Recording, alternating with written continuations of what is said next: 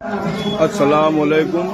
देखो भाई, आज पहला रोजा और दूसरी तरह भी है, और ये गाय आज भी आई है अल्लाह का कलाम पाक सुनने के लिए।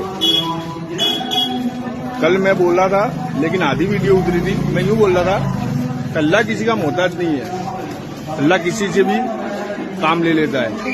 देखो, ये अभी अल मस्जिद में नमाज चालू है। भक्तों की लिमड़ी, पालनपुर, मस्जिद नूर।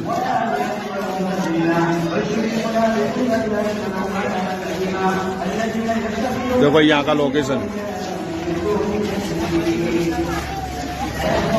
लोग देखने आते हैं गाय को। मैंने एक वीडियो वायरल की थी इंस्टाग्राम पे, लोग गाय देखने आते हैं। देखो